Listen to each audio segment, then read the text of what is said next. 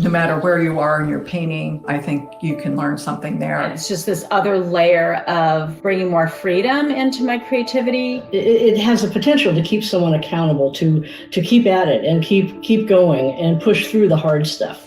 When I look back and see the progress that I've made, even 6 months ago versus today, I mean, the quantum leaps, just the things that we learn just build on each other. Specifically, you're going to find what's going to really fit you and what's going to help you and develop as an artist, go to the next level with your own work. It's changed tremendously. I now have a daily practice. I know what I'm doing. I'm focused. I have learned so much. It's taken me to where I want to go. I've gained a lot more confidence. I've learned a lot of the fundamentals that are needed to paint. But he's such a great teacher. It's just been a wonderful, marvelous experience. It is the most supportive group of people that I have ever encountered. It will change your life. When I found this and found the rate is to join the Acrylic University, there was like no reason not to. It'll change your life.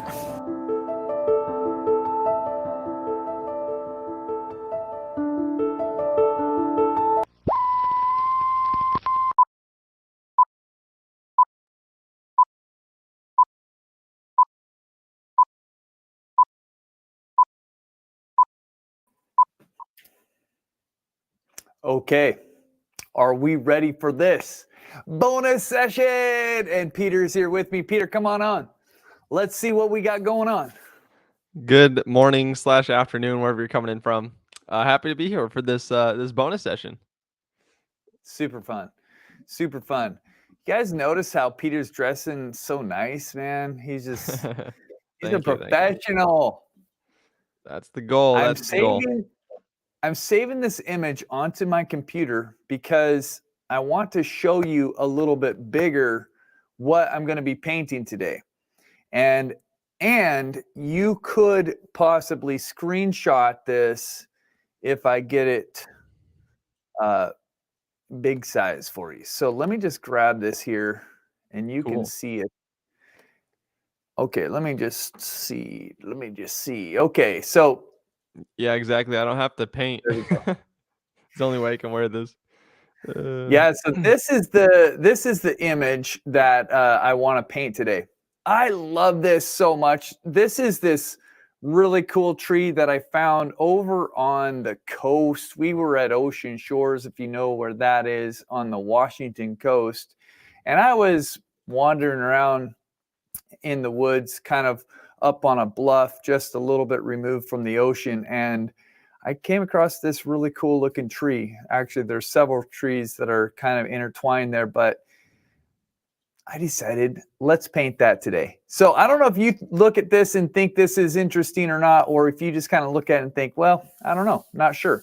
But I get pretty excited when I see stuff like this. So that's what we're going to be painting. So if you want to right now, you can take a little screenshot of this and that will be your reference photo. Peter, it is in my Jed transfer in Discord. If you want to put it somewhere else, I don't know where else we could put it, but you could maybe figure that out. Yes. So that is kind of what we're going to look at there.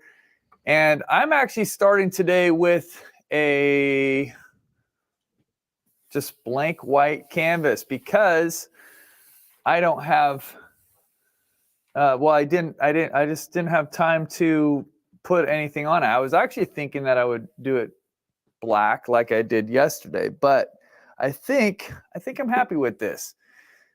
My colors, just in case you're interested, again, they're the same that I've been using recently, but I have titanium white, I have cadmium yellow light, which these are all Winsor Newton Professional. I need to fill this back up, I can see. I have cadmium orange. This is called Permanent Rose. It might be called quinacridone red in your brand if you're using a different brand. This is ultramarine blue, and this is phthalo green. And I will mix my darkest darks out of these colors here, my red and my green, and it will bend it toward whatever direction I want. And I've got a this is an acrylic type marker here. And I'm just thinking, I'm going to, let me just see something here. Trying to figure out, reference photo. Let me just see if this will pull it up. Oh, wrong one. That's funny. I guess I could make that happen. I'll just do it this way. This is easier. There's the reference photo for you. Boom. You can see it on the screen. And we're here. Basically, Peter is here. If you have questions regarding painting, if you have questions regarding Acrylic University, if you have questions regarding what I do to maintain just a great positive attitude, if you have questions regarding how Peter found such an awesome suit, if you have questions about anything, we'll do our best to answer them. You're too funny. Yeah, that is the goal today, though. Because there's less people, we can kind of answer more questions throughout the event instead of having to do it only at the end. Will this be recorded to rewatch and paint along after the session? Yes. I'm not sure if we'll leave this up indefinitely. We haven't really talked about that, so I can't say one way or another, but it'll at least be here until the end of the day tomorrow. Same time as the membership closes, and we take the other replays away as well. One cool thing, guys, is that if you become a member, you do get access to the replays for this event as long as you're a member. So that's pretty cool. Yeah. And yeah, I'll be on the lookout for questions. Is your phthalo blue green shade or yellow shade? Yep. I don't have phthalo blue. So I have phthalo green. Phthalo green, yeah. Yeah, that is I'm sorry, I might have just heard that wrong. But that is just straight phthalo green. It doesn't actually, no, I'm sorry. It does say blue shade on there. Yep. It says blue shade. Cool. I have many oil painted canvases that I will paint over. However, is there a way to sand and redo it so that you can use acrylics? Oh, that's a good question. I don't know about that. I would like to say yes, but that's pretty tough. The only thing I could suggest potentially would be to take an oil-based primer house kind of paint.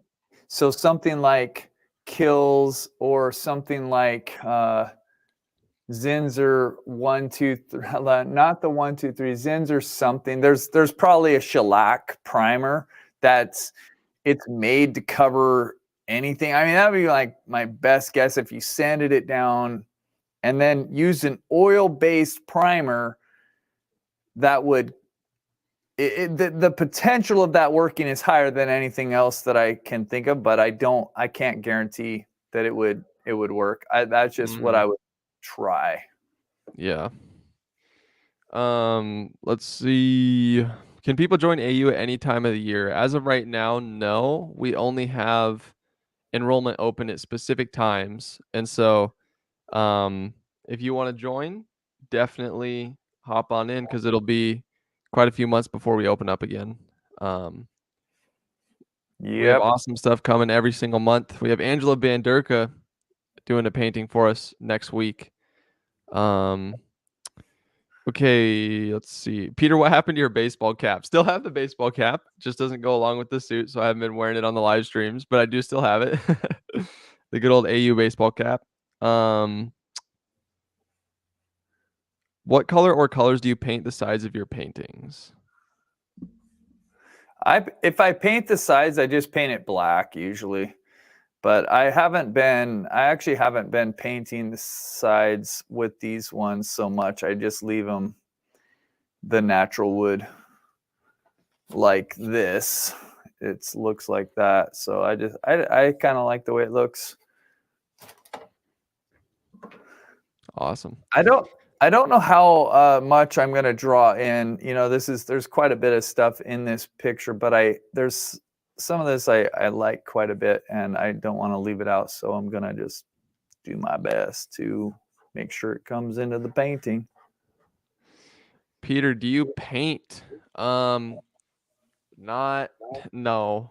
I paint digitally here and there. I do a lot more drawing than I do painting because I feel like I enjoy it more. But um, I think about painting all the time. Like I didn't sleep too well last night, and one of the reasons was I kept thinking about painting, and I was like, I want to go paint something. Oh, really? Yeah. Heidi White, Jed, how did you get started in painting and when? So my parents are both kind of artists. I say kind of in that my mom, raised us. She never had really like pursued art as a career before. I mean, I guess she had in some ways. She'd entered shows and done different things, but she kind of set it aside, being a mom. And my dad was a watercolor artist who also, had achieved a good amount of success, but as trying to provide for a family was finding that kind of challenging and difficult, and went to work for Boeing as a production illustrator when I was 3 years old. So he set aside his art dream when he was 40 so that we could be provided for more sustainably as a family. And I look at that and I realized that I became a full-time artist when I was 40. And I think about how he sacrificed his art dream in a way. But in a way, that's why I was able to take it up, because I had a, family that was supportive and loved me and was there. So I took it up when I was 40 as a professional, but I really got into it probably when I was 25 on an art trip, or not an art trip, a anniversary trip with my wife. We went to Whistler, BC, and I went into some galleries there that really captivated me looking at this artwork. And it was in oil and it was acrylic. The two artists that I really fell in love with, they painted in oil and acrylic. And it was kind of the first time that I'd really been up close to such beautiful big paintings, because I mean, I had painted in watercolor growing up because my dad and my mom, that was kind of what they did. So that was my norm. But, if you think about watercolor paintings, you don't see a lot of really big watercolors. They're usually, kind of small because you have to frame it with glass, and the paper size usually, I mean, they're just not super big. So anyways, I was standing in front of these really big oil paintings and acrylic paintings, and I was just mesmerized. And that was really the start of it for me. It rekindled a passion that I'd kind of forgotten about. And so I started taking workshops and just kept going with it, because it was just a new passion for me. And then 20 years later, 15 years later, I felt like I had an opportunity to pursue it with a little bit more community around me, and it just felt like it was the right time to make a go for it. So that's when I became a full-time artist. Very cool. Mosa, hey Peter, would love to know what music you had in the background of the first slideshow from the Monday Masterclass. So that's actually, surprisingly, it's stock music from a company called Epidemic Sound, and I absolutely love their library. It's getting so good that it sounds less and less like stock music and just like, oh, I would listen to this, you know. But yeah, if you want more specifics, the genre is called post rock. So I kind of filtered by post rock, and those are the songs I chose. So Marion, how do you enroll? We did drop that link in a couple places, but there should be a link in the description if you want to enroll. I also pinned a link at the top of the chat, and then you can always go to our website, acrylicuniversity.com, and we have a button there where you can enroll. I'm so glad I joined Acrylic University. There's so much to learn, and this is a great addition to my retirement fund. So glad, Carol. So glad you've been enjoying it. Donna asks, do you have to tone the canvas first? Well, you don't have to. I could have painted on this with it being white, but I wanted to put something on there. And what I'm thinking about this picture is, I don't know if you can kind of see, but there's some light areas up where the sky is coming through, and it kind of gives it this silver, mysterious effect. And because it's kind of dark down here, but the sky is really bright behind. And so I'm thinking that if I can do it right, I can have a fairly dark tree trunk that but have enough light kind of showing through, because there's no sunlight in this, direct sunlight. It's just kind of reflected light and ambient light from the cloudy day. But I'm hoping to create some nice silver atmospheric areas in here. So I thought that a background like kind of like this could be layered on top of. So we'll see. I make stuff up as I go. I don't really have a foolproof plan from the start most of the time. Somebody asks, how do you get to the point of being a full-time artist or selling your work? Okay, I'll tell you something that you should do if that's you. You should go to braveartist.com and you should join our community there. It doesn't have much there right now, but there's going to be more stuff that happens. Now, I'm saying that specifically because if you're, it's just a free community that we have that we want to make into a great resource for people, just like kind of wherever you are. So I'm going to be, just going in there as much as I can. We're going to have, we've already created some content that's related to becoming a full-time artist or being an artist, if that's your passion. But we're going to continue to grow in that. So that's a little bit of a side project for us. So it might be slow growing. It might not happen overnight, but it's a good place to be if that's something that you're interested in. Yes. Cool things. Very cool things coming there eventually. Sorry if this has been asked, but is that canvas or a wood panel? This is a wood panel. Awesome. It's just like this one, just slightly bigger. You can see it's actually MDF. It's gessoed. It's pre-gessoed. I love them.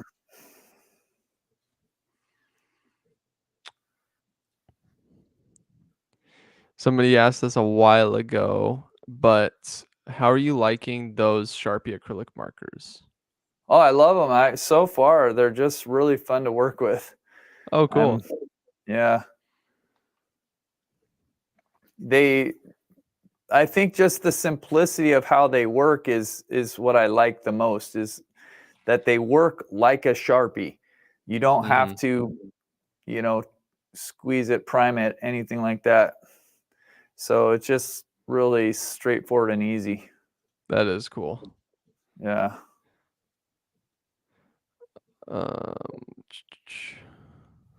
Let's see.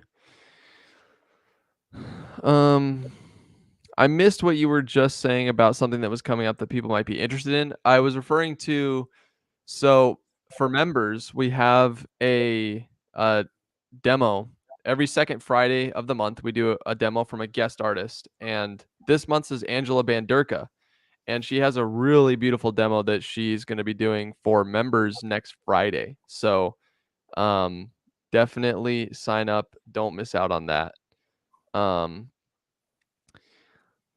How much is your book, or how much does your book cost, and when will it be on sale? That's a good question. Both of those are good questions. I don't have it for sale anywhere because I don't want to have to ship books all over. Selling stuff is easy. Shipping stuff is hard. And Ain't that the truth? yeah, it's like, oh, now I have to ship, all these things. And so what I'm hoping is to get it on Amazon. But to do that, I need to get some, I need to make the changes. There's a couple of those edits that I want to make, and then I need to get I need to also double check the quality if I do put it on Amazon, because what's going to happen is my favorite idea is to just do it through their direct publishing service. I think it's called KDP. And if that works, it's wonderful because they'll just print it on demand. But yeah, the only issue is the quality, and I need to set it up, and then I would need to order it, and then I would put it out there for people if the quality is good enough, because it would be a bummer to send it to people and or have them purchase it and it's not that great a quality. Because the one that I have is we ordered from a local publisher or book printer, and they we know the quality of that is really good, and I'd be happy to have that in people's hands. It's just the distribution part of it that's trickier. Yeah. For sure. What brand of panel are you using, Jed? It's let me just see. I think it's DaVinci Ultra Smooth. I was seeing if I had any around that had their wrapper still on them, and I don't see any, but it's DaVinci Pro Panel. Cool. Or Gesso Panel. Okay. DaVinci Gesso Panel, and then yeah, I'll write that in chat for you. Oh, thanks. Sharpie acrylic. Yeah, sometimes it's helpful for people to have it written in chat. Yeah, for sure. There are other publishing on-demand services that are like KDP, which isn't that great quality, that you can do. I actually know somebody who's been doing KDP for a while, and the quality actually isn't too bad. But I don't know how that's all I.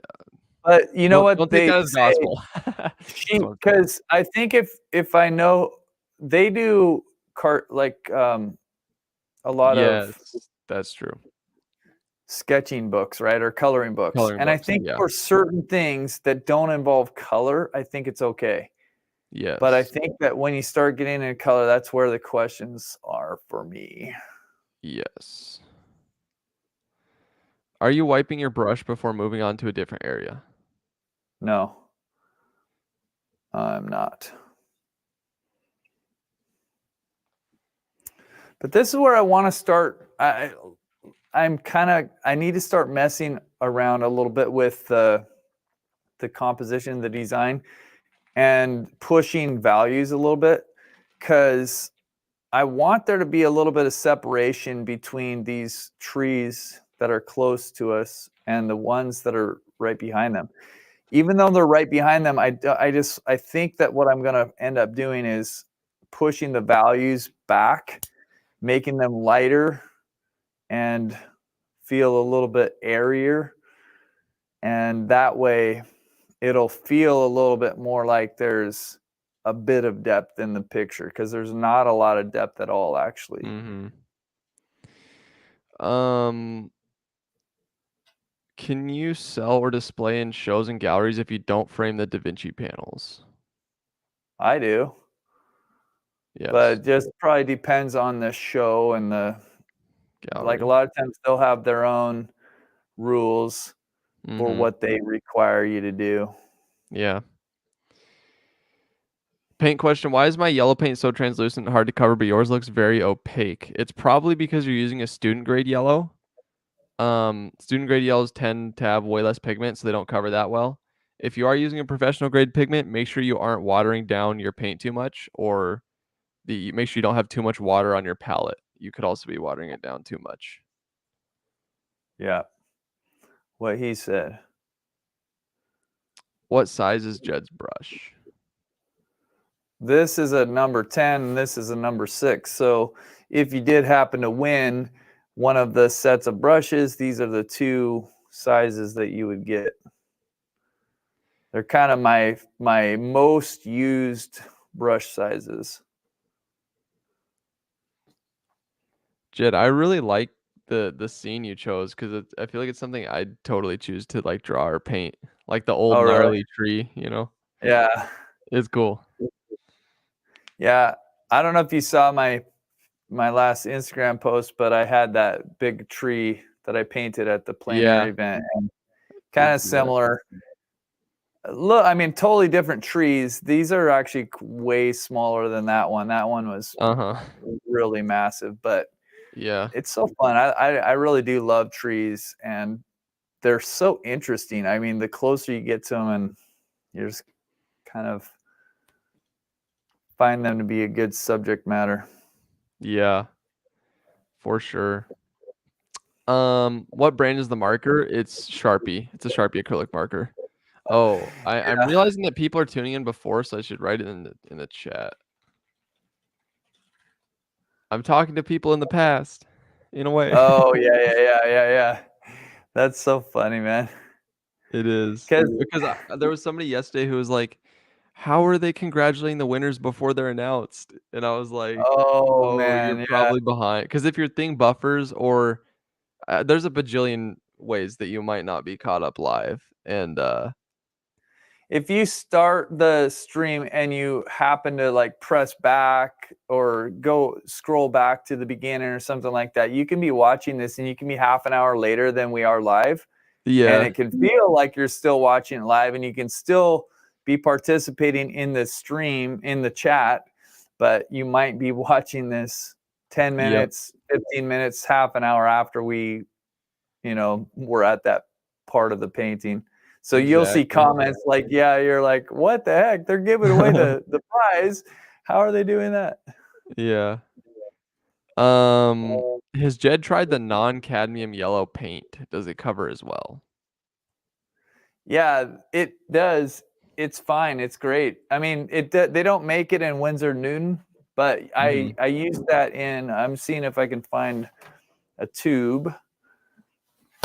I don't know if I have a tube on hand, but usually I used to get that in Liquitex.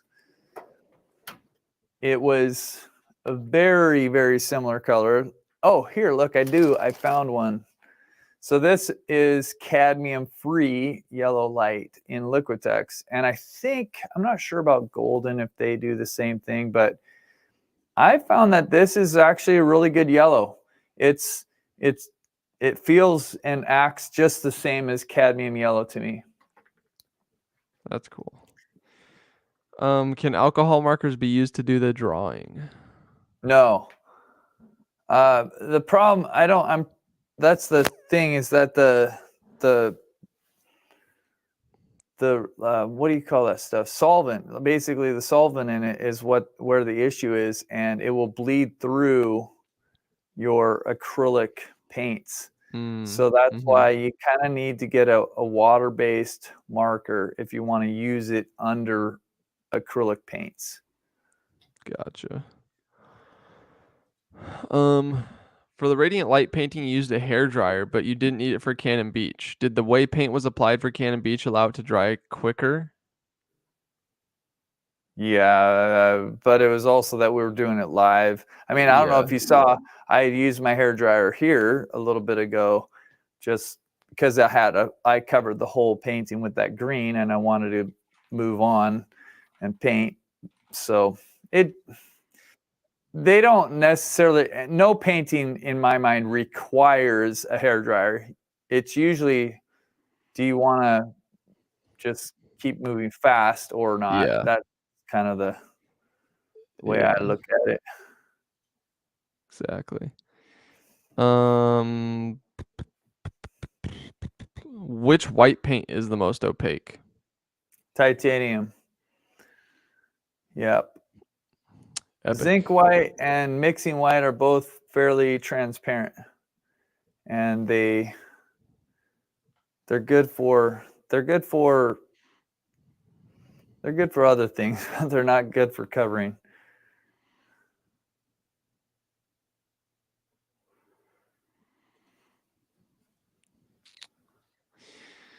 Okay, let's see.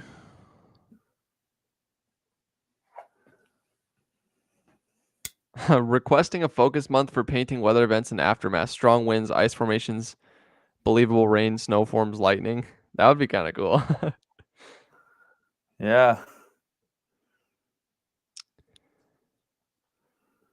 What do you use to finish less sealed paintings? He uses spray on varnish. Danny uses brush on varnish. Both work great to protect your painting. Yeah, Diana uses brush on varnish because she's sensitive to the air.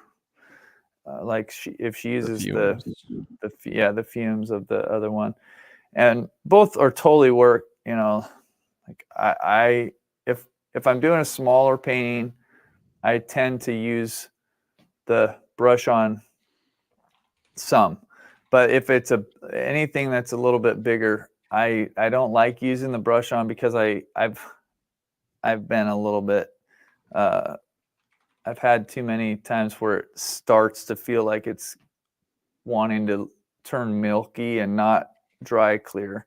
But it's probably just me more than it is the actual product. It's probably just that I overwork it a little bit.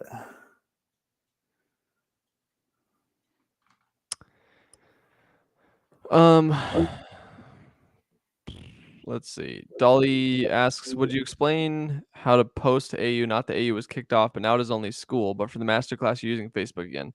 Yeah, we use Facebook for our masterclasses because it's a lot easier to get engagement there. Like it's very unlikely for us that we'll get somebody who sees an ad and then get them to sign up on a brand new platform and then join there. So there wouldn't be that sense of community with the masterclasses.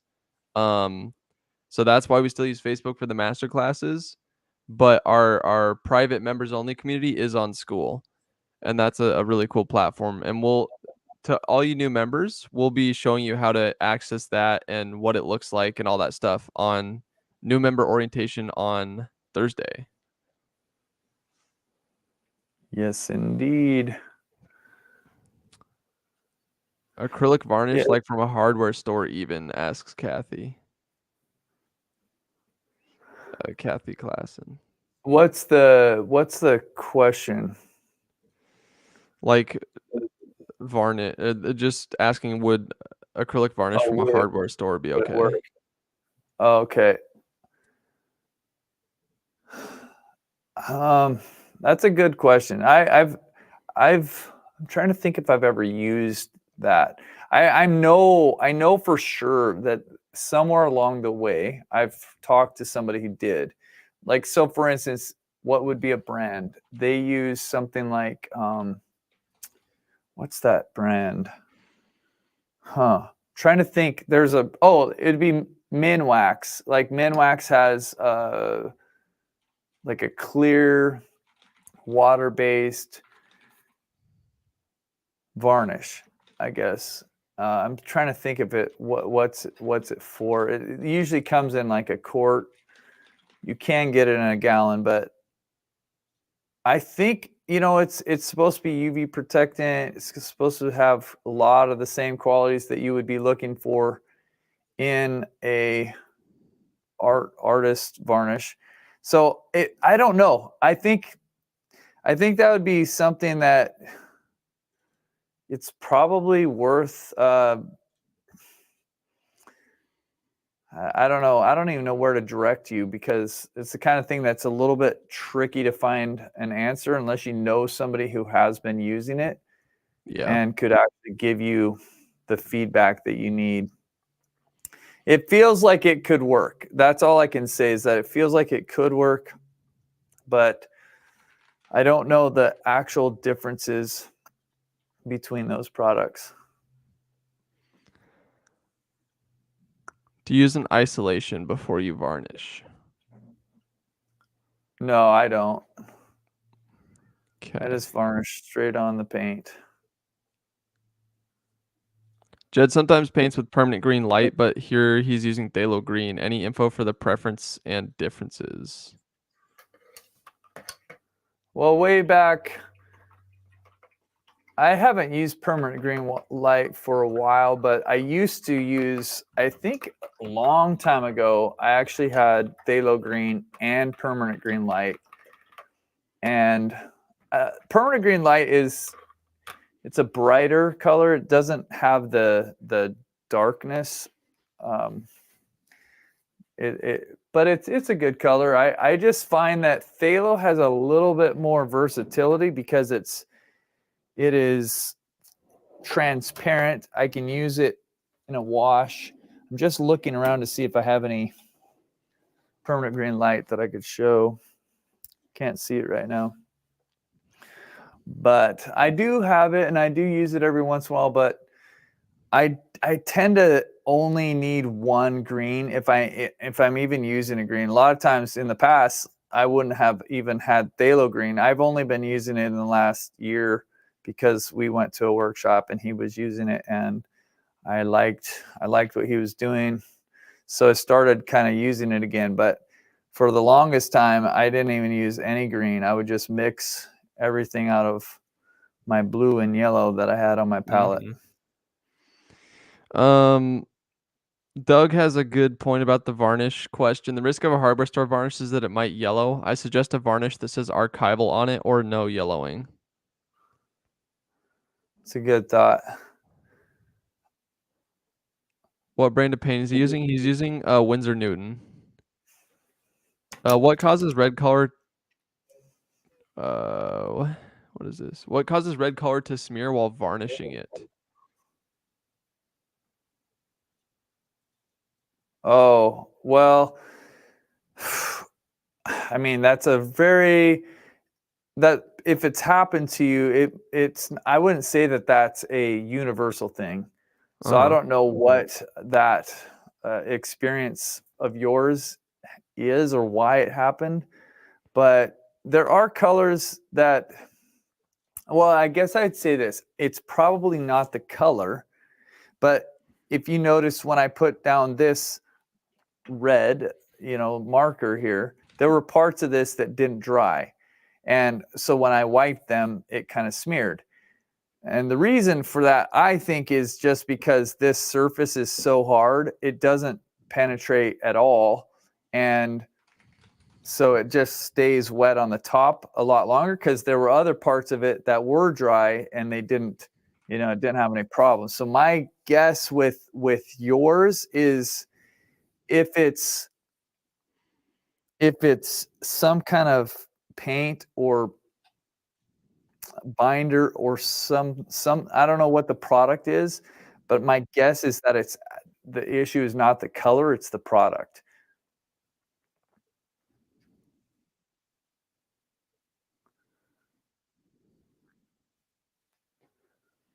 Because I have lots of red colors that, I mean, once it's dry, it's dry.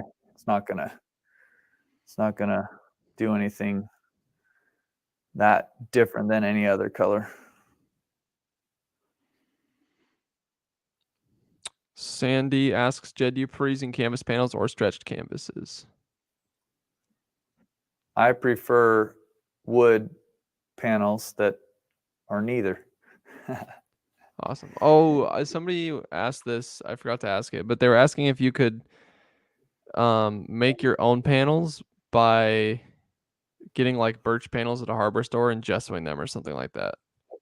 Oh, sure. Yeah, absolutely. Yeah, that's sometimes what I've done is I've gotten MDF panels. There's a 1/4-inch panel from Home Depot that I used to get a lot.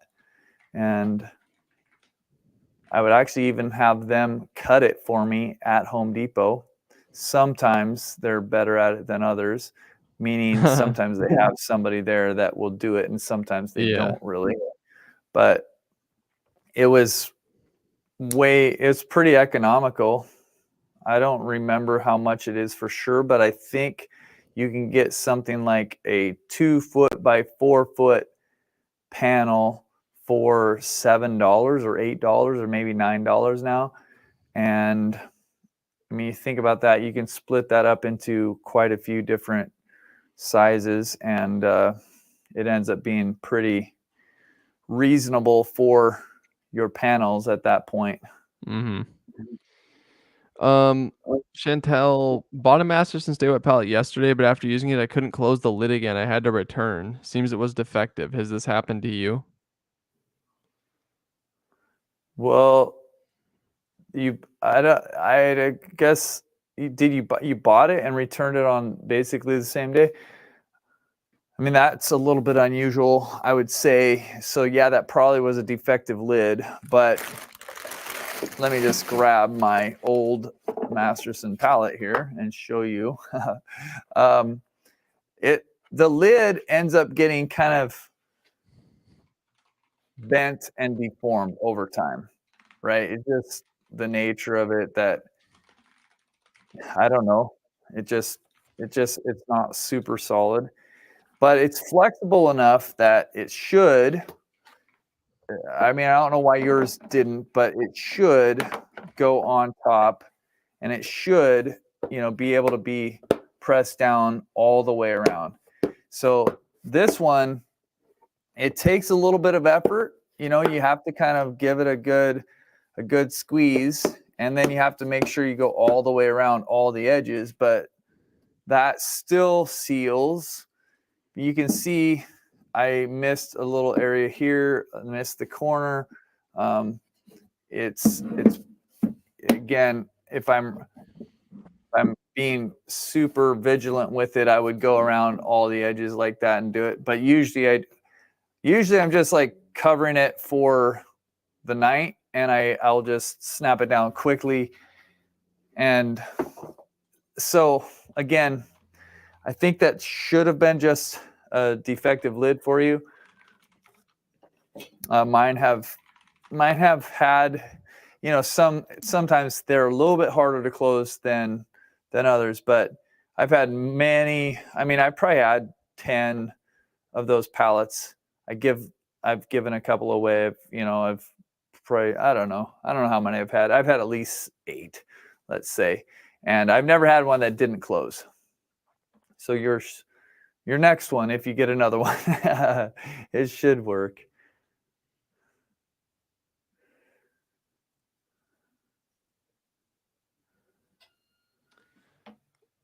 What size is the pallet Jed is using now? Well, this is called the Handy pallet, and I think it's. Let me grab this canvas here.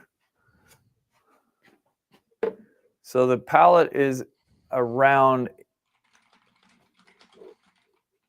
The inside of it is actually probably 7 by 9. Yeah. This canvas or panel is 8 by 8. So it's a little bit wider than the pallet, but the pallet is a little bit longer. I gave up on the large Masterson pallet. Customer service didn't help. Interesting.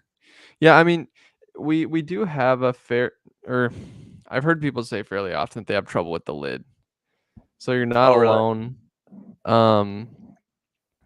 Yeah, we hear that quite often, but there's not really a better alternative, and most of the times it works pretty well. But that would be cool if they came out with a newer version or something like that that kind of took some of those into account.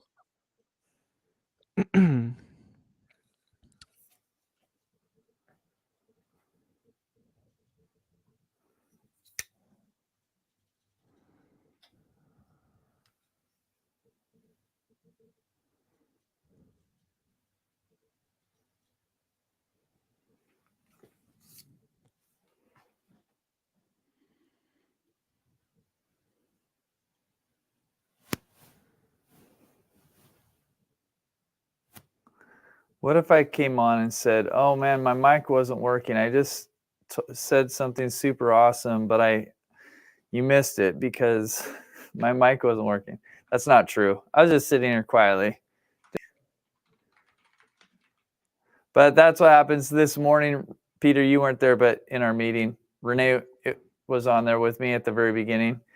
And she was saying, "Can you hear me? Can you hear me?" And I did like my dumb acted like I couldn't hear her, and then I voice like mouthing words but not making any sound. So that's kind of like the same silly humor that I have. Yeah. Just Jed It's not that shenanigans. funny. Yeah.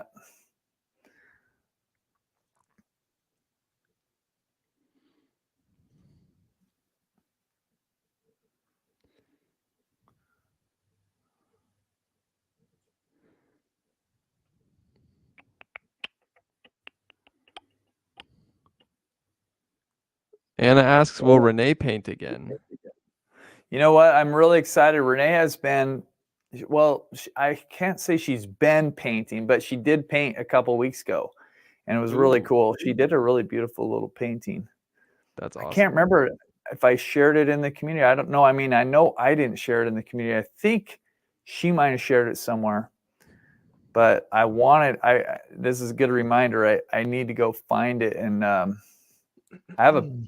take a picture of it and then share it because it's really fun to see. I love it when Renee gets a chance to do that kind of thing. Mm-hmm.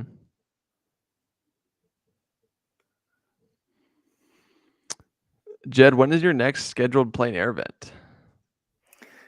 I don't have another next one. I didn't even, the one that I just went to wasn't even scheduled. I just really wanted to go. Yeah. Peter knows. He was going back and forth. Like I was going so back much. and forth a bunch. Yeah. And then all of a sudden I was like, I know, I just got to do it. I got to go. I'm going to miss it. Yeah. But I really do want to do, there's one that happens locally. I think it's still around. I need to check. It's in August, so I think I could do it. I need to double check. But I've been thinking about that because I have such a good time at them, and it's really fun to go. I can, you get to experience a different area, and you get to paint. I mean, there's really nothing that helps you experience an area. I mean, I don't know. I'm saying things and then I'm realizing, well, it might not be totally true. But if you really want to like experience one particular location, try standing there for 3 hours and painting it. It's quite a real experience, and it's really fun. So yeah, I love plein air painting, and I really do want to go to another event or two this year. But I don't have anything planned. Our nephew's getting married in June. We're going to Virginia for that.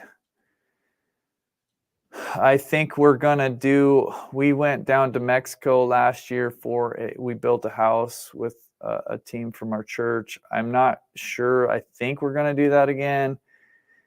It's our 25th year anniversary this year. Renee and my 25th year anniversary. So yeah, we would like to do a trip. Willow really wants to go to Hawaii because she has always loved Bethany Hamilton and dreamed of surfing and all sorts of stuff. And so I don't know.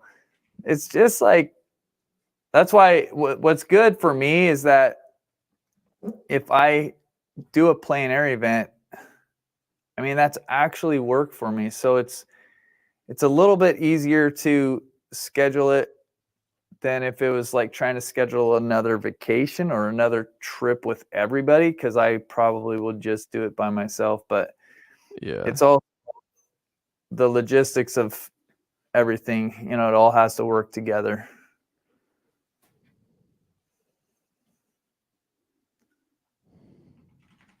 There's the Laguna Beach one that I've done in the past. It's an invitational one, so I could probably reach out to them and say, hey, would you guys let me come back? And they might say yes. But I've thought about stuff like that too, where I don't even mind just going to a place where there's an event happening and not being one of the official people, like just almost going and interacting with people and having a good time, documenting the whole thing. For me, it's fun to document the experience because I feel like, I don't know. I don't know if other people are interested in it who haven't done it, but it seems to me like a lot of times when I bring it up, people have a lot of questions about plein air painting. And so last time when I went, I wouldn't say I interviewed, but I talked to probably 20 artists, maybe 15 artists, and I just asked them, hey, show me your setup. Like, what would you say to somebody who's interested in painting outside? Like, what would the advice you would give? What would that be? And so it was really fun to hear because everybody has a different perspective. And the thing I like about showing everybody's setup is that you'll realize there's not a one size fits all with plein air at all. Everybody likes a little bit different setup. It's very modular. It's cool. Yeah. So many options for what you can do. Yeah, there really are.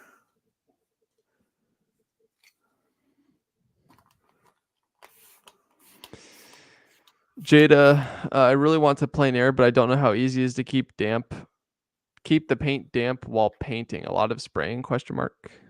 Yeah, people are immediately asking about that. Yeah.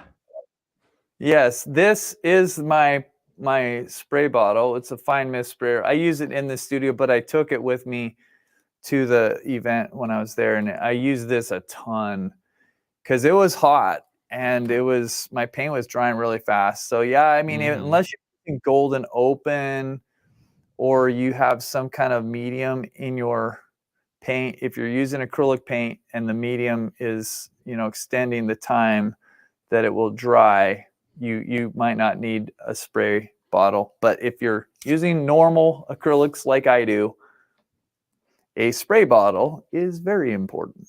Yes.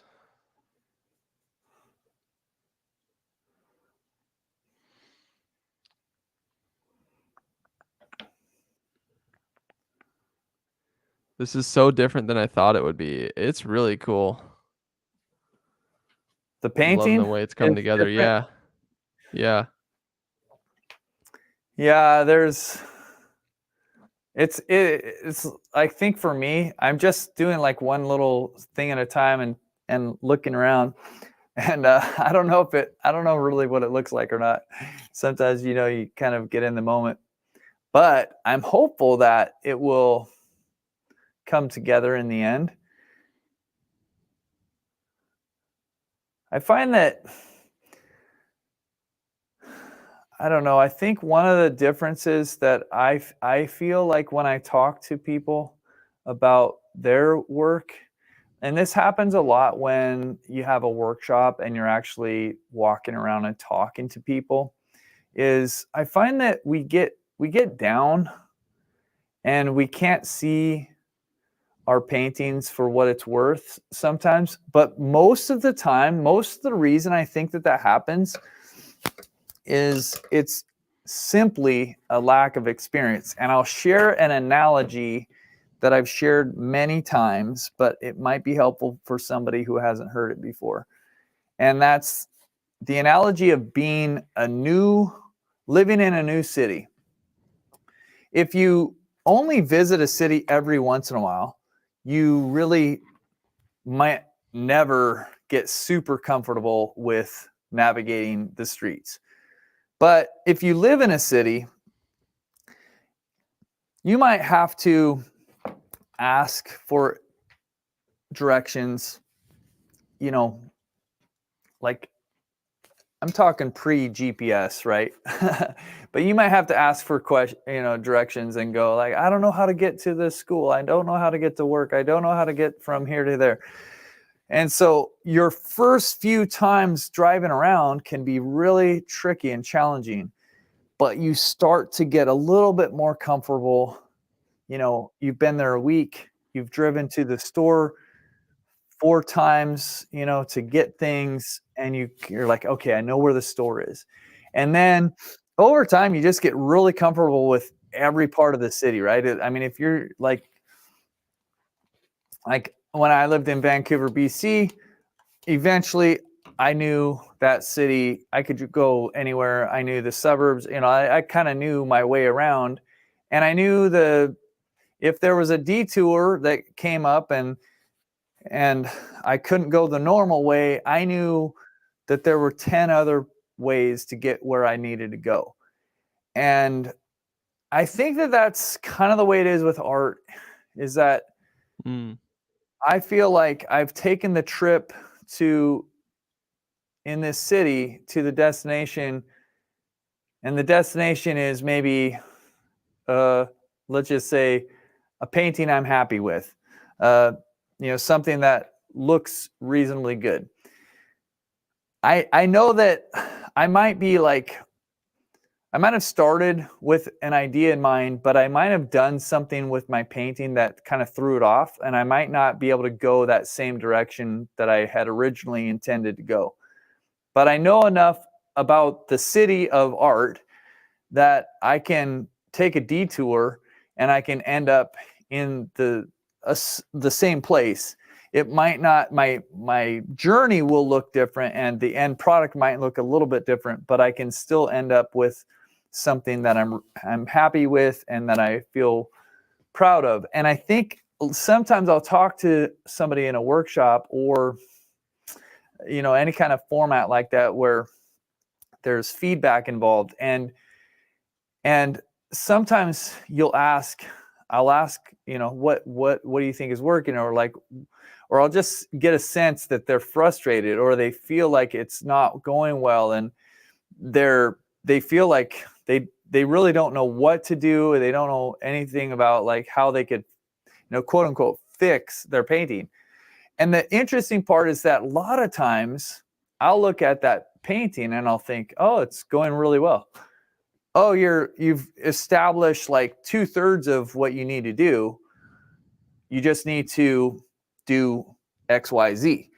Because in my mind, I'm like, oh, I can totally see you've got good values. The values are really strong. And so like in my mind, I'm thinking the base of the painting is done and it's good. Now you just need to go this direction, take a right, go 2 blocks, take a left, and you're going to end up at your painting, right? And so if you're one of the people that you're like, man, I find that I find myself getting, maybe a little bit discouraged, or I don't know where to go. There's no substitute just to continue to paint and to continue to try things and to continue to move forward. Eventually, you will find your way around the city of art. Eventually, you'll know it like the back of your hand, and you'll feel really confident, like, oh yeah, not only can I get from point A to point B, but I could probably tell you how to get there too. And that's just from repetition and doing the same thing over and over again. You're walking down the street and you're navigating your way to the end goal that you want. So hopefully that was kind of helpful to somebody if you're able to follow that analogy all the way through. Do you come back to a painting after a few days? Oh yeah, a lot of times. Yeah, there's a lot. I mean, not every painting is a straightforward, um, like if I was trying to use that same analogy, I don't know how I'd say that, but it might be like I got pretty close to the destination that I wanted to go, but after looking around for a little while, I realized I'm close, but I'm not right where I want to be. And so you just kind of keep working on something. Sometimes that's just a little bit of extra effort, couple brush strokes. Sometimes it's like more analyzing, and it takes a little bit longer to figure out what's going on, like what is happening. A lot of painting for me is problem solving, and I can do a lot of it on the fly. Like right now I'm kind of looking around, and one of the things that I'm looking at is like, okay, we've got these little bright green areas that are shining through, and they're okay, but they're kind of distracting, most of them. And so I'm going to at some point go around and cover most of them up, if not all of them. And I can kind of do that in my sleep, because in the back of my head, I'm just going, okay, it's like one little project that I can work on, and I can talk and I can do that at the same time. But there are times when you get to part of your painting and you're like, for me, I'll go, man, I don't know what's wrong with it. I can't see it right away. And that's when it's a lot harder to talk and analyze. And so that's when, I might need to just put this on the wall and leave it on the wall for a little while and walk past it every day. And maybe every once in a while, just stop and look at it and really give it some time, because some of it just takes a bit of distance and a little bit of time. But I'll tell you, if you let it sit like that, sometimes you'll just one day you'll just go like, oh, it's like, oh, I can see it now. It's happened to me. I'm thinking of a painting that's out of my studio right now, actually, and I painted it. I liked it a lot. I actually posted it on Instagram, and I got a lot of people that were like, oh, I like that painting, But after it wasn't that much longer, I was like, there's something about it that I don't like. And I realized it actually just after a little bit of sitting, looking at it on the wall. And it was that the trees that I put in the painting, there's a couple of them that are just like perfectly straight. And it's, to me, just, it's like they need a little bit more form, a little bit more variation. And then I think it'll actually make the whole painting overall a lot better. So yes, I do come back to paintings. Very cool.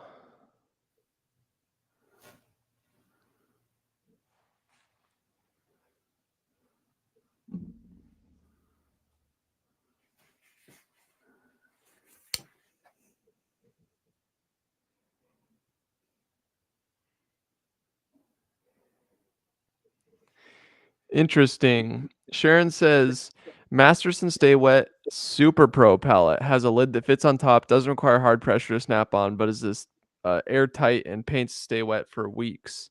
Product number 11216. Interesting. Oh, yeah. Good to know. The questions have slowed down a little bit, but this wasn't a question, but it was a comment. Melody said, also need to respect that AU recommends Masterson Stay Wet palette for advertising purposes. And we actually don't have a specific affiliate with Masterson. It's only with Dick Blick. But or I guess I just appreciate the comment is thoughtful, because lots of times people don't think about things from our perspective, and they kind of think that we're able to do all this and it doesn't cost anything, and that kind of thing. So sure, yeah. but I appreciate the there are a lot of times you guys will think about things from our perspective, and a lot of you are, most of you, like 99.9% of you are just so encouraging, and it's awesome. And I would just add this because it's slightly a little bit on that subject, but the other part of that is we don't recommend stuff that we don't believe in. Yeah. The Masters and exactly. palette changed the way that I could paint. And so I recommend it because like I love it. I mean, is there a better one? I don't know. Maybe there is. Somebody just mentioned one that's like the ultimate palette or something. So I definitely want to try that out and see what it looks like and see how it Well, works. that one's also from Masterson, I think. No, I get that, but I'm just saying that. Oh, gotcha. I'm just saying that I'm interested because I do recommend, things that I believe in. Like for instance, Yes. for the longest time, I always just said Princeton Catalyst. They're my favorite. They're my favorite. They're my favorite. But then we got questions and people were asking like, well, what about, the ends of them are getting a little bit, split, and, they're like fraying on the ends. And I started thinking about it and I started realizing, well, a lot of mine split too, but I just would grab a new one because I have a lot of new brushes, so I don't worry about it. I just like throw them away. And then I started looking at Princeton Aspen and I started using them a little bit more. And I actually think that I think that I kind of like them just a little bit more than the Catalyst. Both of them are really good. Cool. Yeah. But I will, and to me, it's not like I don't like the Catalyst ones, but I understand why somebody else might prefer the Aspen because it might last a little bit longer. At least that's kind of what I'm thinking. So if I'm recommending something, it's definitely not, I will not just recommend something because it's like an ad for something. I'm not going to do that. But 100%. I met the people from Aspen from Catalyst after, or I keep saying the wrong word, from Princeton. I met the people because I was at the plein air convention. They shared, they gave me a couple brushes to try out. I tried them out and I was like, whoa, these are way better than the brushes I was using. Yeah. And so I started being a big fan of it. And then like a year later, I met one of the representatives from them and they said, do you want to be an ambassador for us? And I said, yeah, sure, I'd love to. What do I get out of it? And they said, well, we'll give you free brushes. So yeah, I get free brushes from Princeton, but I wouldn't have said yes to it unless I liked what their product was beforehand, So just saying that, yes, do we have some affiliate stuff? Yes, we do, but we believe in everything that we promote because I was thinking about that. Yeah, I was thinking about that the other day actually, because somebody said one of the things they love about AU is all the product recommendations, and it just made me like, oh, that is cool. Like it was specifically with some things Diana was saying, and I was like just kind of proud that we only talk about things that we believe in, and you're hearing from people who have been have been painting professionally for like 20 years. So they're going to tell you exactly how it is. And excuse me, in today's world, that's hard to find in a lot of places. So I'm proud of that for sure. And I think the other part is, you might find stuff that you like better, right? So we are not saying that by far, this is the only way to go. I use Winsor Newton, and I like them and they give me free paint too. Again, it's an after the fact kind of thing because I kept pestering them. I'm like, you should give me free paint. I am always promoting you because I like what you do. I like this product. But, Diana likes Golden and other artists prefer different brands. And it's really comes down to a lot of it's just very personal. And I definitely have learned that over time, because I used to think, oh, everybody will like what I like. And I realized, no, not everybody likes exactly what I like. And it's Yeah. good to allow people room to say, you know what, I prefer this, and just go, yeah, that's cool. Like, totally, you don't have to do it my way. But I will tell you what has worked for me and the reason it's worked. And the reason I like these paints is because it has a clear base and it dries closer to the color it was when it was wet than any other brand of paint that I've used. And that's one of the sticking points, or one of the hard parts about acrylic paints that people will often point out, is that the paint usually dries darker than it goes on. When it's wet, it's a little bit lighter, and when it dries, it gets a little bit darker. And so I saw another artist use it, and he said, oh, this is the deal with this. It has a clear base and it dries way closer. And so I was like, oh, well, I want to try it. And I did a little bit of a test on a painting of mine, and I used this, and then I used the paint that I was using prior, and I put them both on. I matched the color on the painting. I put them both on, and I watched them dry, and I realized, this is totally true. This one stays closer to the color when it was put on than the other brand did. So it made me think there was a worthy reason to start using it. And again, just saying, you don't have to like it, you don't have to use it, but that's the reason I like it, and that's the reason I use it. Excuse me. Very cool. Frog Drawing in your close to the throat. original tone is a great. What'd you say? You had a frog in your throat. Yeah, I guess so.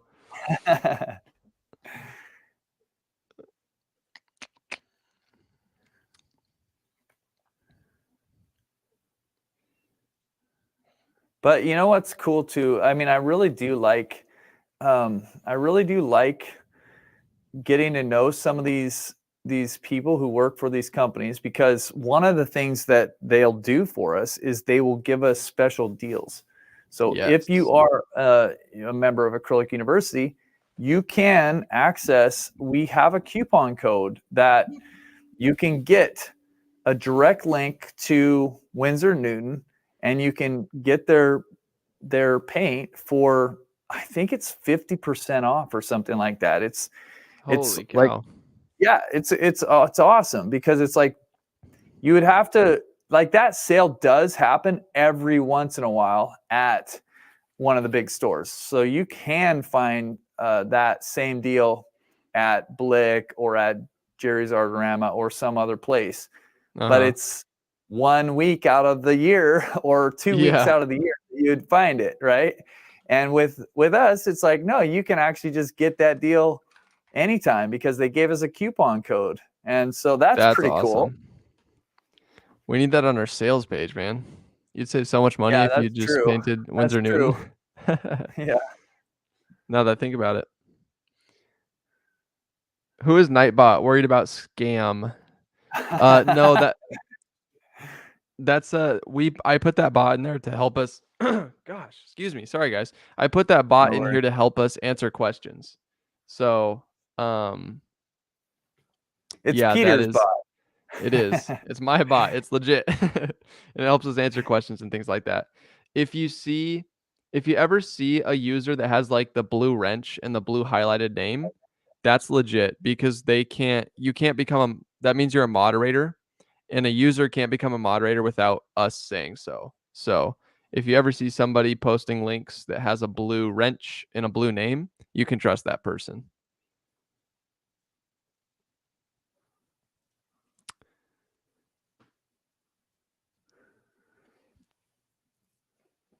Peter, do we have any questions for people? This could be a good chance to ask some questions to get their point of view. Sure, I have one. Okay. What was like your biggest takeaway from this week? That's my question. Great question.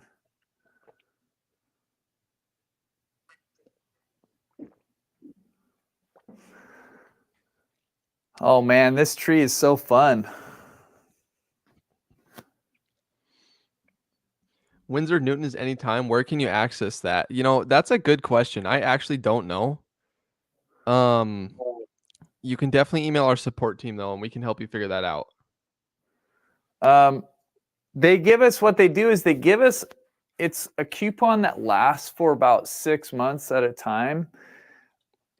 And they gave us one. So they gave us one that ended after Christmas, and then they gave us another one that I believe is still active right now. And I think what we should do, Peter, is we should put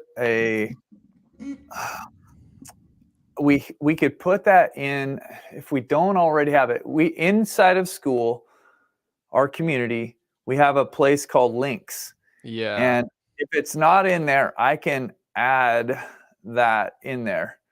There's a chance that it's in there already, but I can't remember for sure if we put that in there. But that would be a good place for that.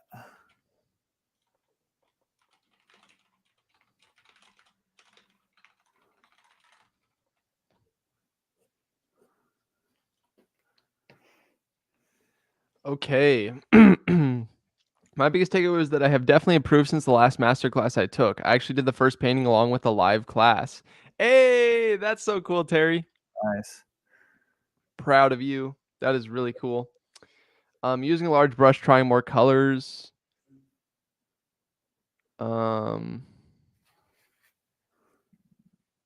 biggest takeaway was joining and going out to buy supplies. I'm going to be busy in May, so I will have to do the replays. My takeaway was I need to do more practicing. Painting with one palette and remixing on that palette using paintbrush 10 and 5. Very cool. Using a large brush. Once again, the value of using a bigger brush. Very cool. Frankie, believe in yourself and just do it. Yeah. There's planning, not just off the cuff. Very cool.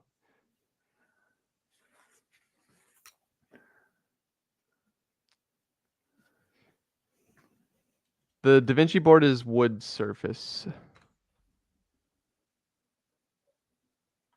It's essentially just an MDF panel that is kind of mounted like this, but you can see it's MDF unprimed on that side, and then you can kind of see that they have several coats of primer on it. So at least I think that, yeah, that is what it is. It's just gesso board, or I mean MDF, but with a very smooth finish on it. That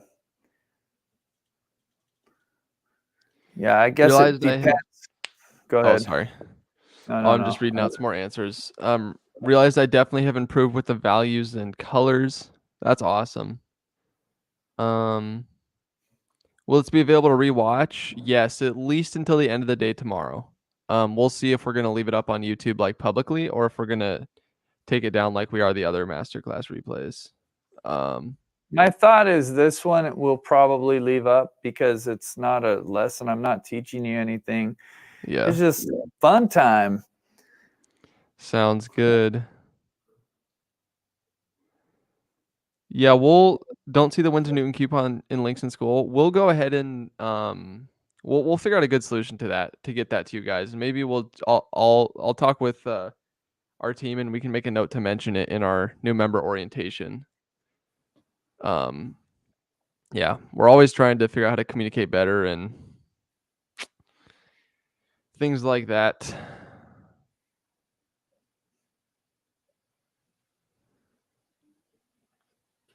So I have a question also for everybody.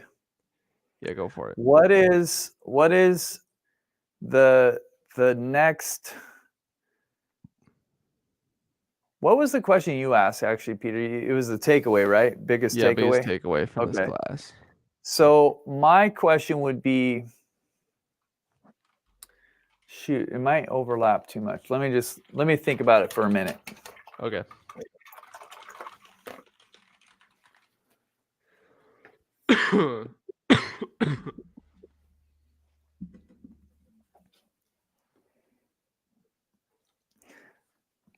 I guess the question I have is kind of like, well, I'll ask this. What is your goal? What is your goal with art, with your art? And that's open-ended, intentionally. You can answer any way you want. There's no wrong answer.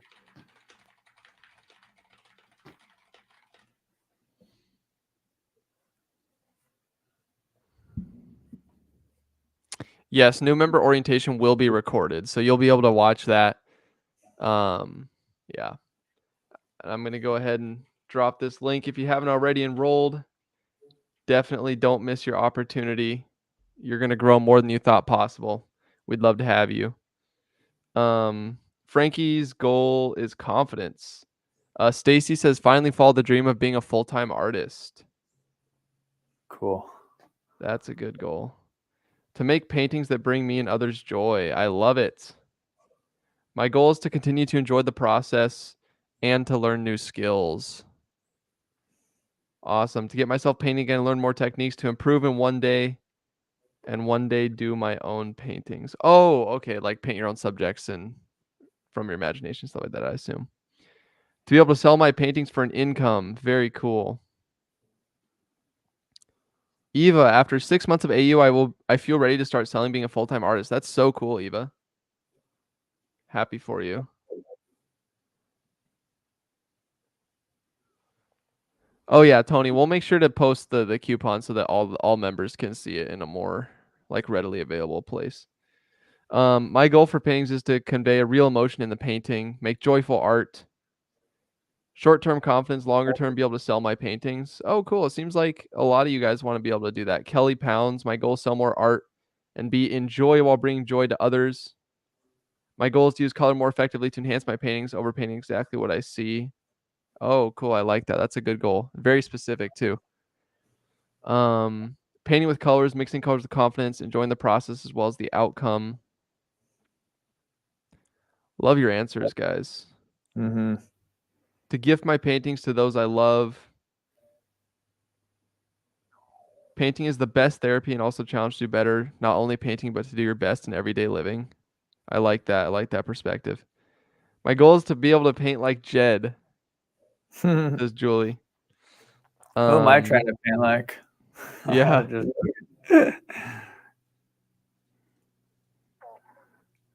Julie, I want you to paint like Julie. That's what I would say.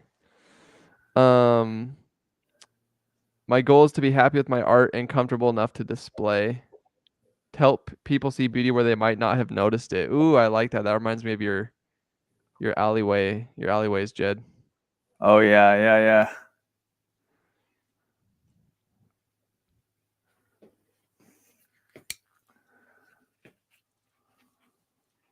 Oh man, I like this. I like this. It's kind of moody with the green background.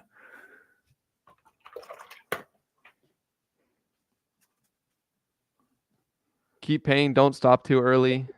I love it to paint every day, develop better skills, and use art for income. My goal is to loosen up and paint more confidently. To be able to get good enough to sell and be happy with what I do. I love this, guys. This is so cool seeing your goals.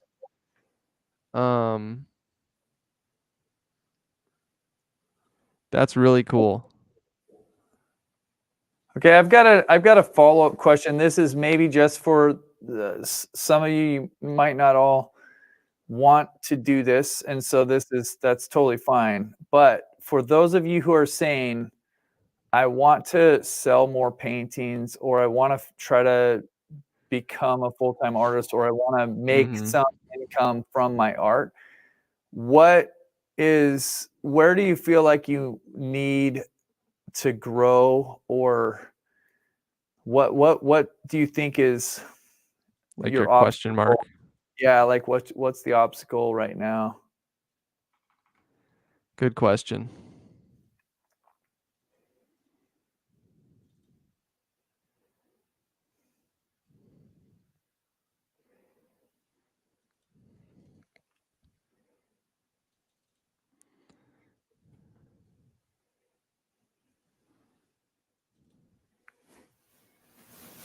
I'll be sure to read these out as they come through. Let's see. Marketing goals.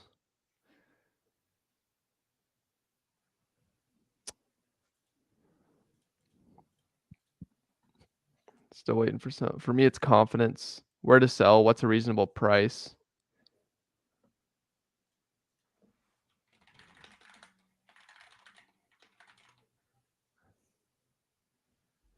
Knowing. Okay, someone says, I think for me, a big obstacle is knowing how to market. Knowing how to market and run a successful art business. Gotcha. Love your answers, guys. The struggle is to find the people who want to buy art. Marketing.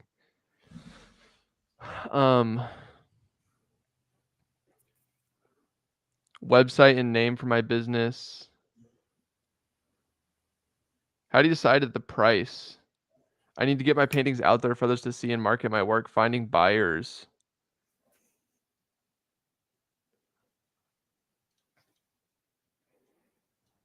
This is really cool, guys. Yeah, thanks for answering. Yeah, definitely. For any of you that want to become full-time artists, again, we talked about this earlier in the stream, but definitely go to braveartist.com. And we have a free group there that you can join. And we're going to be adding some more stuff there in the future, hopefully. But you can definitely kind of get in there early, and our goal is to help more of you guys reach that art goal of, going full time and stuff like that. So struggle to make people know why prices are what they are. For sure. I think the people who go, "Oh, your prices are crazy," aren't your target market.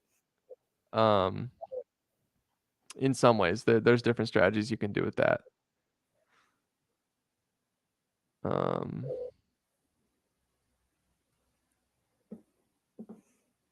Is it better to enter art shows or do festivals or promote IG or what? What's the best next step?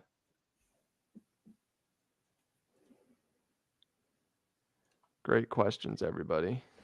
Mm-hmm.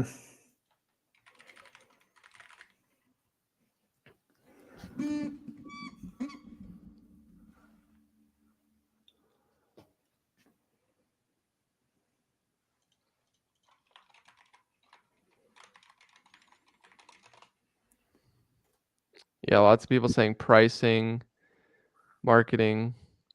Carrie, I love this. I love this honesty. I don't know exactly, just need more instruction. Confidence, pricing, approaching prices to display. Having your own business means learning to wear various hats. It's work, but it's doable. That is very, very true.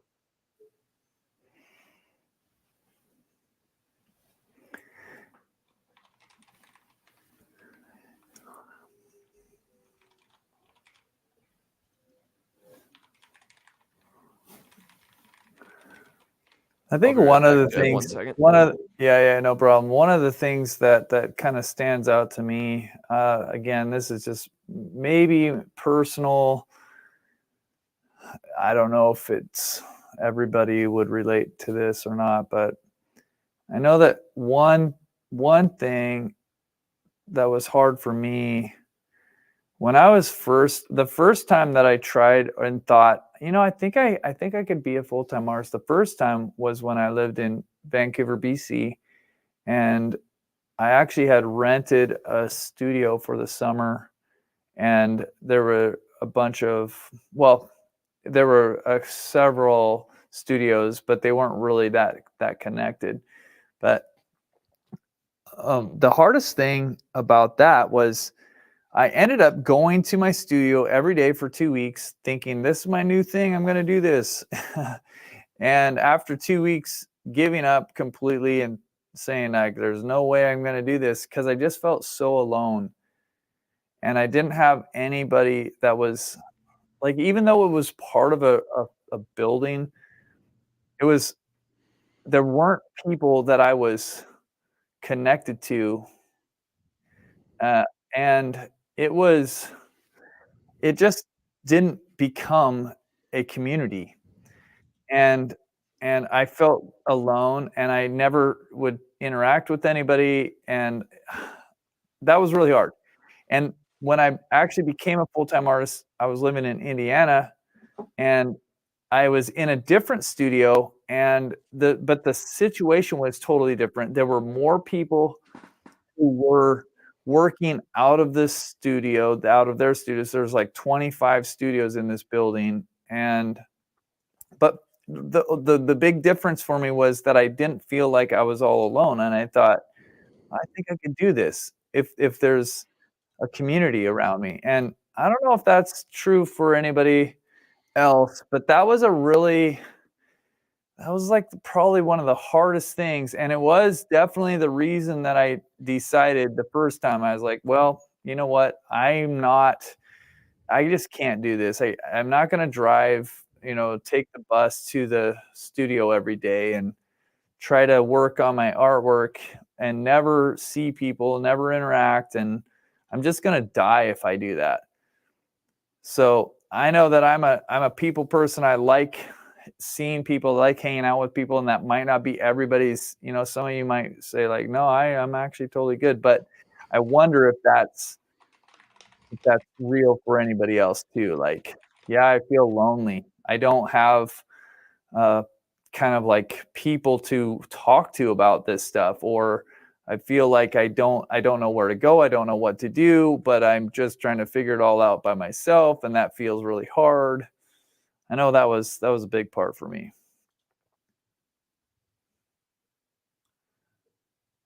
Obstacle, I should say.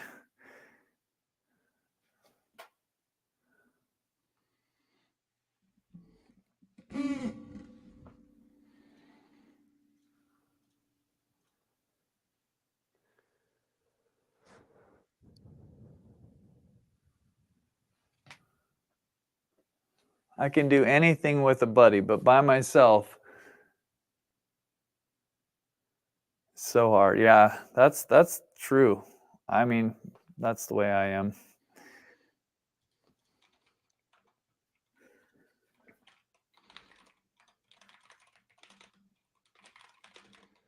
I'm such an introvert. I didn't know how that would work. That's why I'm looking forward to membership in AU. That's awesome, Mary. So excited to have you. I think you're gonna love it. I know you'll love it. Let's see. Yeah, people are resonating with what you were saying, Jed, about doing it alone and that being a struggle. Good. I mean, not good, but good. I'm not the only one that's hard for. That makes me feel a little bit more normal. For sure.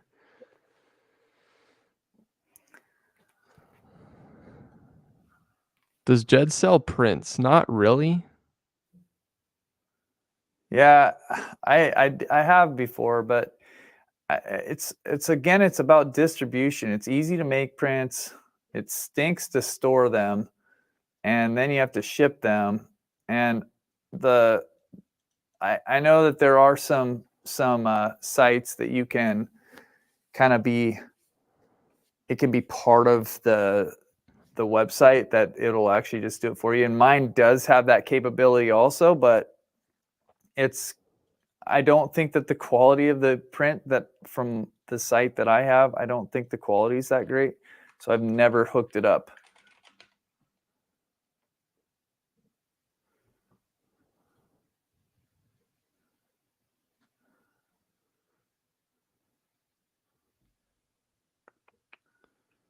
Think we should wrap it up here soon, Jed. Yeah, I'm done. I'm done pretty much here. I'm enjoying this. I love it so much. This is like exactly something I would like to paint. Really? Yeah.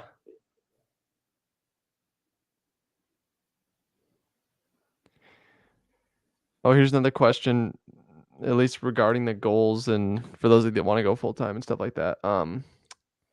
They're asking like, what about selling online? Isn't that a nightmare? Packing, FedExing, and getting people to pay up front.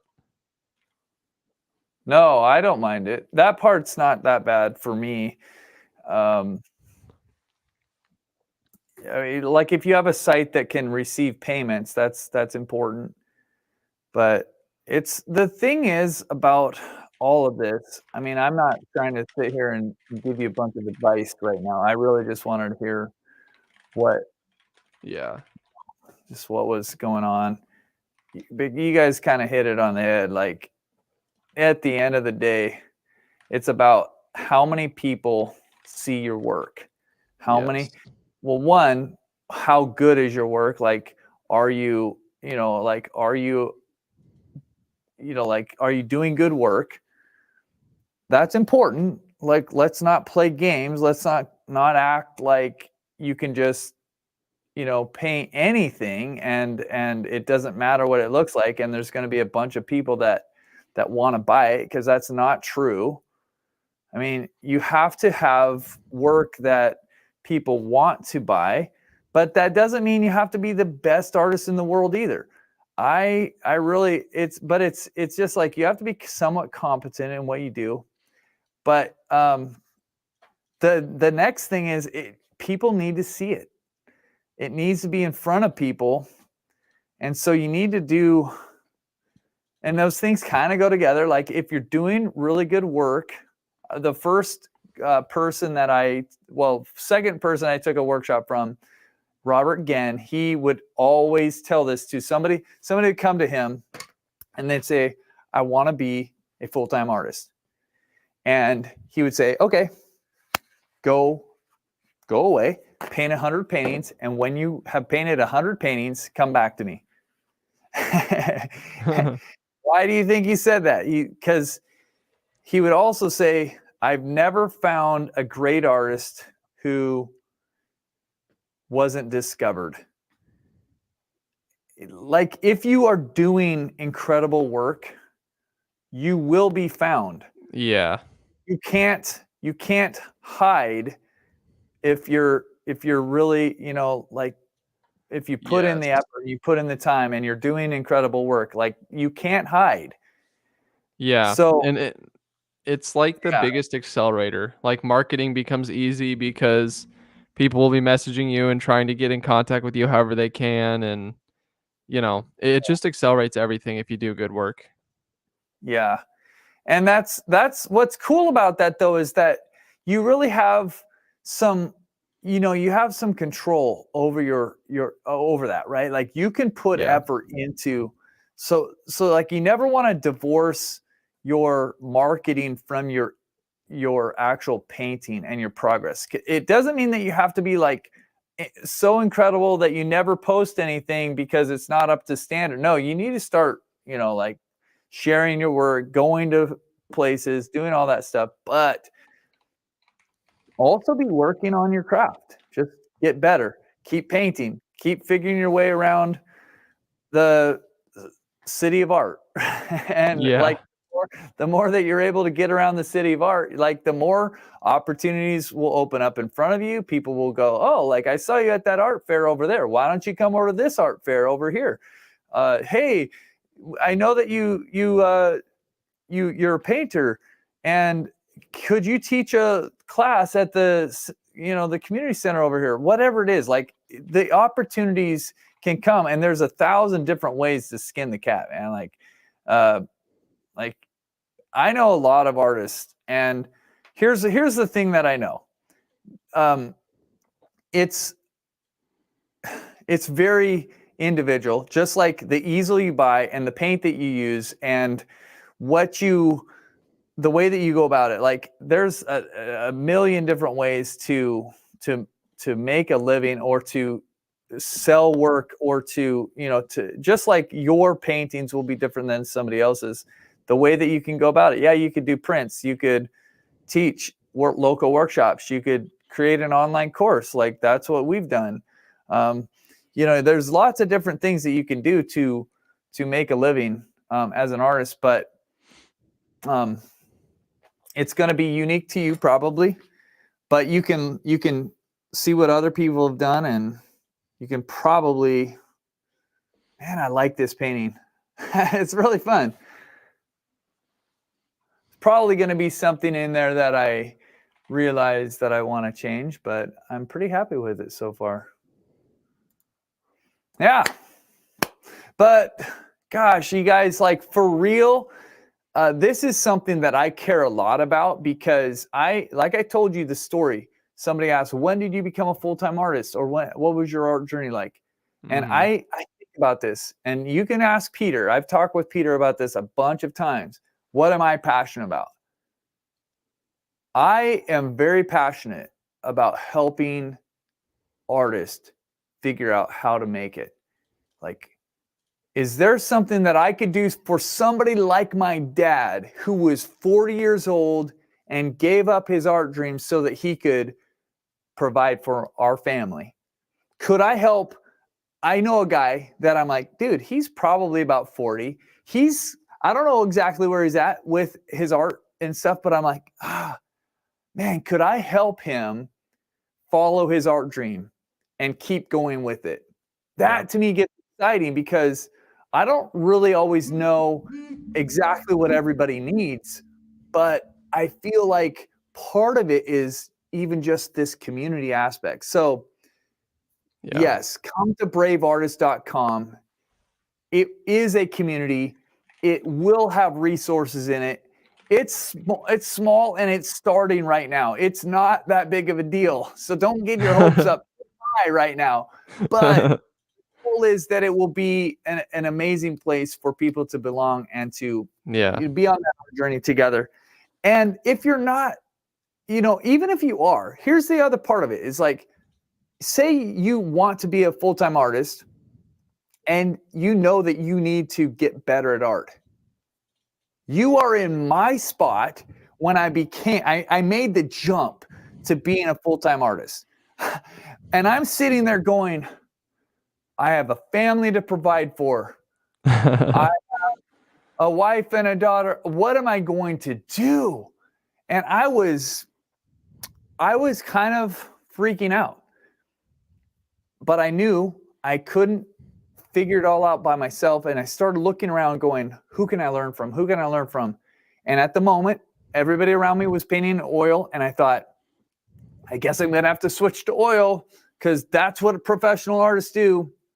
And then a friend said, no, Jed, you should just stay with acrylic, because you're really good at acrylics. And why would you switch? And I thought about it and go, like, okay, then what I need to do is I need to find some good acrylic painters that I can learn from. And I looked around and I'm like, there's no good acrylic painters that were teaching anywhere close to me. I had nobody that I could turn to. And so I started taking workshops from oil painters and trying to translate it to acrylic. And I was gaining things, but it was later when we moved to Seattle, and I realized, I'm like, well, shoot, if I was trying to find good instruction for acrylics, maybe there's other people who are like that. So if that's you, if you want to make that jump, but you need to grow, I'm telling you, I don't promote things that I don't believe in. I really do believe in what we do. I believe in Diane. I believe in the experiences that I've had. I believe that we found some solutions that could be very helpful for you. So again, we love helping people, and wherever you're at in your art journey, if it's just a hobby, if it's just for fun, you're welcome just as much as anybody, because you're going to get the foundational stuff that makes it more fun. It's more fun when you can get from one side of the city to the other side of the city and not be scared, like, I don't know where I'm going.